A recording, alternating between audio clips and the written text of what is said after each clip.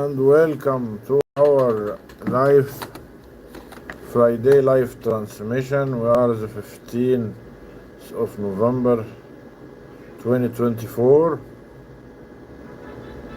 Welcome to all my lovely friends,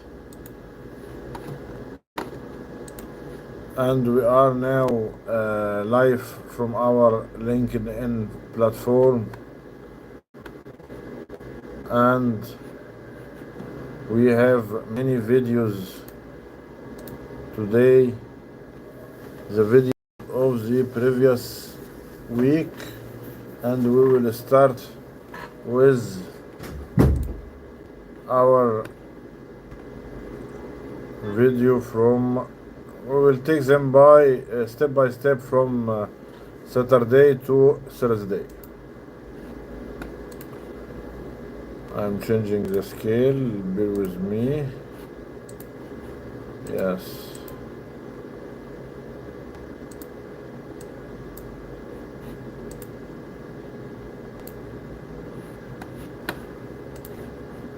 Okay.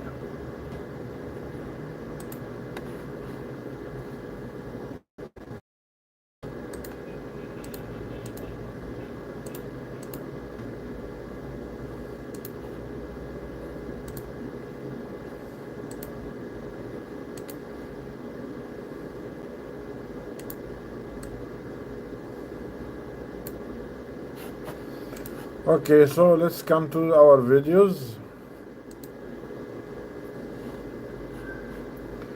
We are having lovely videos starting from our like we know we have a topic every Friday. Also we have a weekly ultra post, and our ultra post was about this case, and our first case, the Saturday case, was a mass arising from the anterior chest wall of the fetus. And we had many wonderful comments. Axillary lymphangioma by Dr. Jasfir, thank you. And here Dr. Khattab is asking me, what is lymphangioma? We will come back to the lymphangioma, and we have here a very good poster made from my case by Dr. Noor from Libya, and the answer as she is depicting it: left-sided non-vascular septated cystic axillary structure with the conclusion of a massive unilateral fetal axillary lymphangioma. Call it cystic hygroma, but as cystic hygroma we are used to use this terminology in the neck region, so we will call it in the anterior chest wall or in the abdomen or cystic lymphangioma axillary. We had many other lovely comments from my colleagues, and hereby I suggested another case that we will see it now on YouTube. The other case, and I'm confident that you will like it, the case was also a case of lymphangioma attached to the chest wall. So we had also our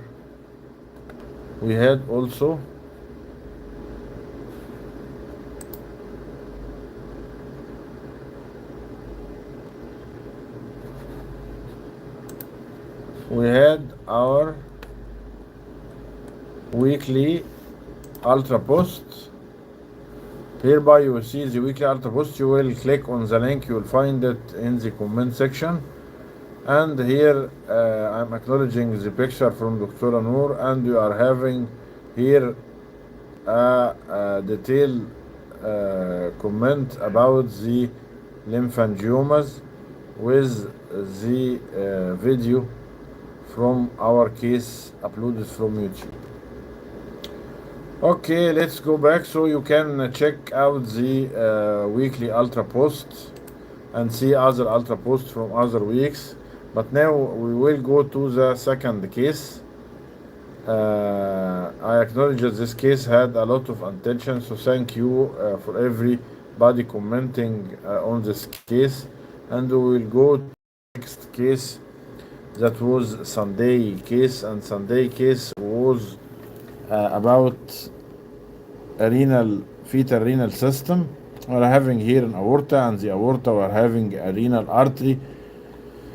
Clearly the renal artery is on the left side because you can see the stomach, and you are seeing a kidney, one kidney, but the other kidney is not present. So Dr. Garris had said they were seeing only one kidney, normal poor amniotic fluid, suspect unilateral renal agenesis. The other kidney is not present, and the other kidney is showing, and I was commenting with a second article from my website, which is the pancake sign or the Oreo sign or the lying down adrenal sign. And the lying down adrenal sign or the adrenal gland, the lying down. Hello, Dr. Noor, you are welcome, and thank you for your great picture that we have depicted early, and thank you for your comments. Alaikum assalam, Nadia. You are welcome, Dr. Noor. Thank you for watching our live. And here, boy, as we have said, I have seen many lovely comments, but I was talking here about the absent other kidney, and if you continue the video to the end, you will notice the lying down adrenal sign. Yes, hereby you can see the lying down adrenal sign or the flattened adrenal gland. The flattened adrenal gland. So we are having the lying down adrenal sign on one side. This is it, and on the other side we are having a unilateral appearance of one kidney only with one renal artery. We had many comments that are all correct. So let's go back to our cases. We had the Saturday case, the Sunday case, which was a unilateral renal agenesis, and hereby we are having our third case, which is very interesting. Actually, I'm starting the case with a depiction of the 3D ultrasound. I'm hereby rotating the image so we can see the face, and then I'm having somehow overview of the frontal or the part of the nasomaxillary or nasolabial fold, the nasolabial fold, and I'm having here the nasolabial fold so I can show you the premaxillary protrusion. So I was commenting for everybody, did you see the premaxillary protrusion? Did you see the premaxillary protrusion? And hereby is the premaxillary protrusion, and the premaxillary protrusion is here. It's like a part that is remaining after I am having two clefts, one to the right and one to the left. So I'm having a remaining part, and the remaining part is the premaxillary protrusion, which is resembling. So some doctors commented as this is a proboscis, but it's not actually a proboscis. We are not talking about tuberosophy. We are talking about marked bilateral hydrocephalus because the phalanx cerebri is still present. We are watching the video again. I'm having two clefts, and this is the premaxillary protrusion, and this is the nasolabial fold, and I'm having hereby the premaxillary protrusion, which is a sure sign that you are having cleft bilateral. So you are saying bilateral marked hydrocephalus with bilateral cleft lip and palate. And hereby I have responded to everyone. Do you see did you see the hydrocephalus? Did you see the premaxillary protrusion?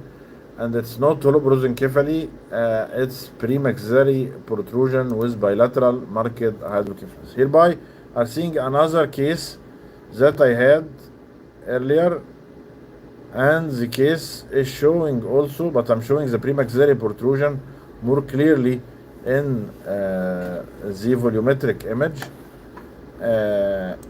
and you will see also the premaxillary protrusion in the 2D ultrasound clearly it's a very useful sign to confirm that we are having bilateral, not unilateral.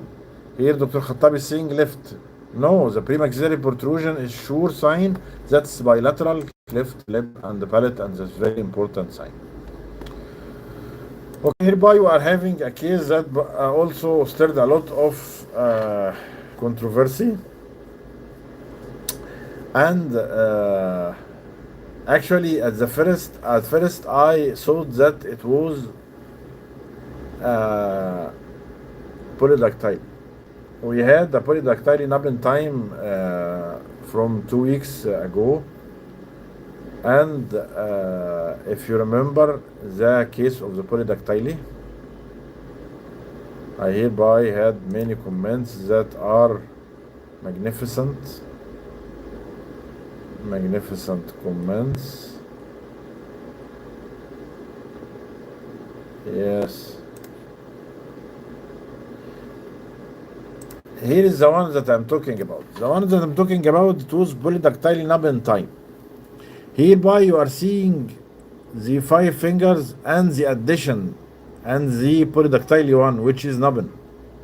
We are having 5 fingers with an addition to the 6th one, which is the polydactyly or the nubbin time.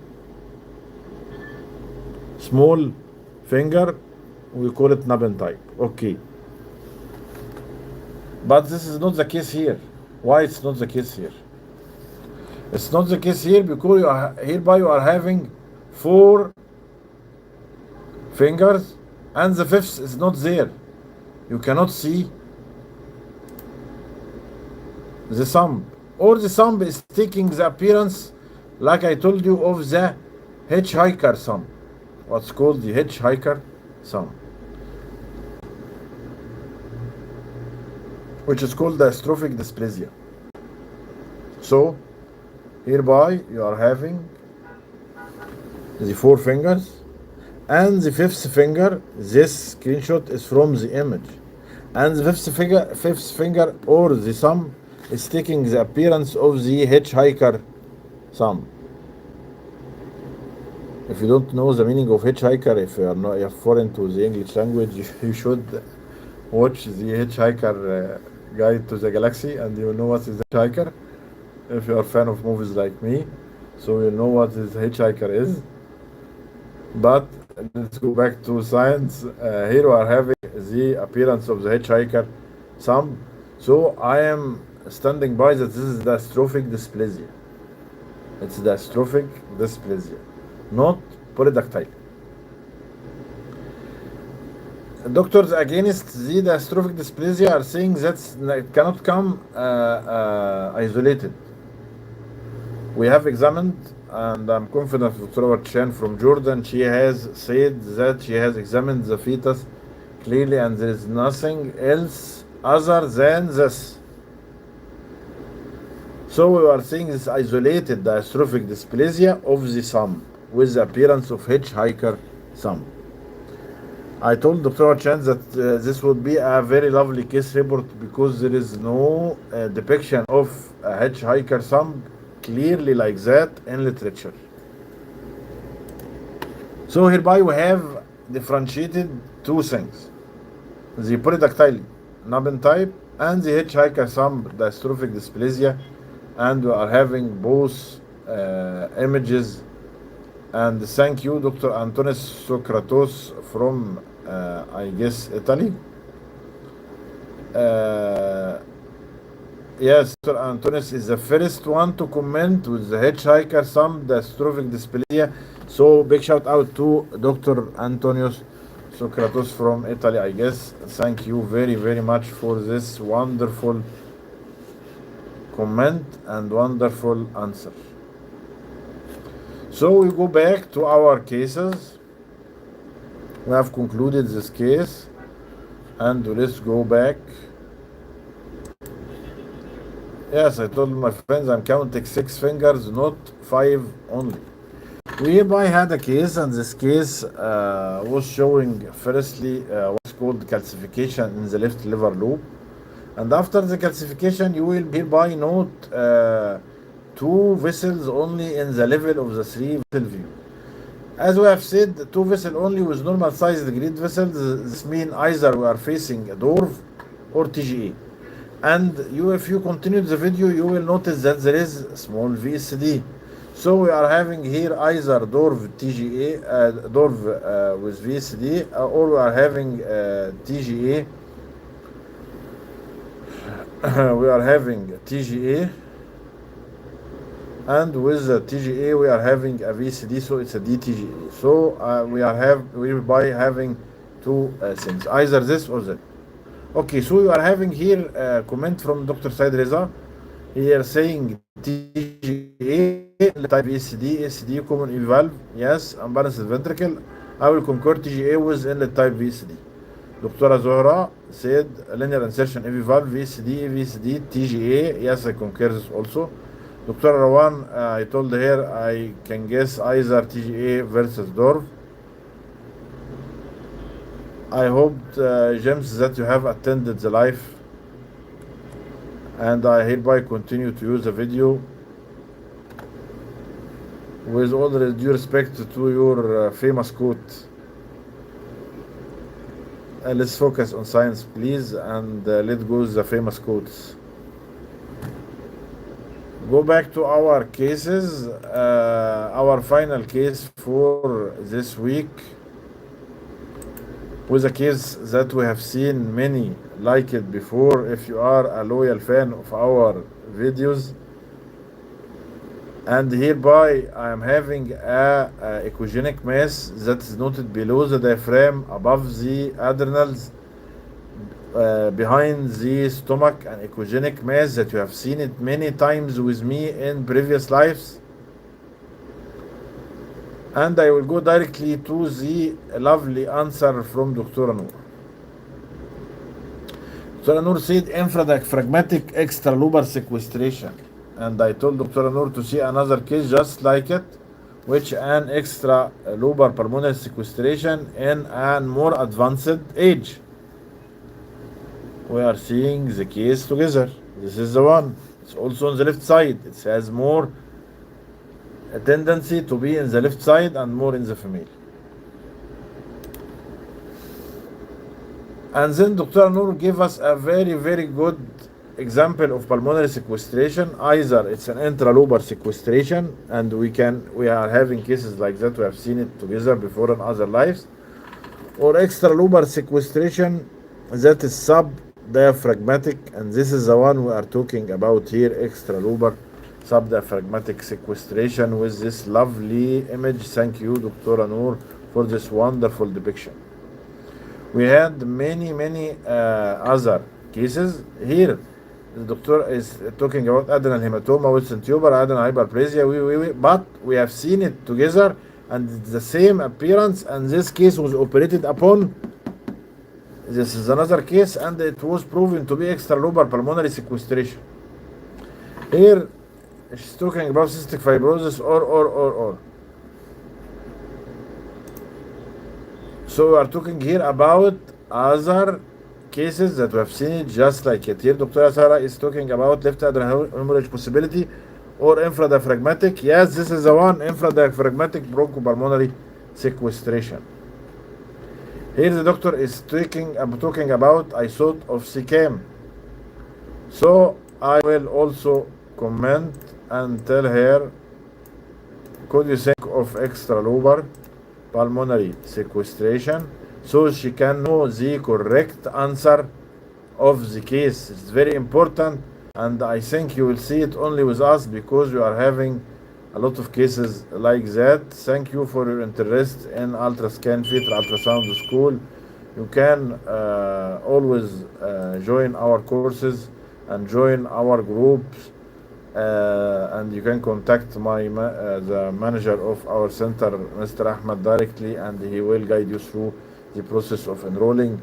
Don't forget to see don't forget to see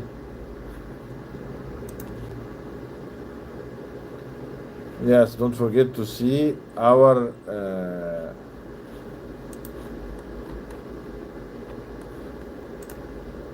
If you go to my profile today, you will see, yes, this is the one. This is here. Yes, our weekly ultra post. And you will click on the link and you will have our lymphangioma fetal ultrasound ultra post with a picture from Dr. Noor from Libya. A lovely picture collage from the case. Thank you very much. And we'll see you for next week cases. I hope you had the benefit. Thank you very much. Seeing you next week, inshallah.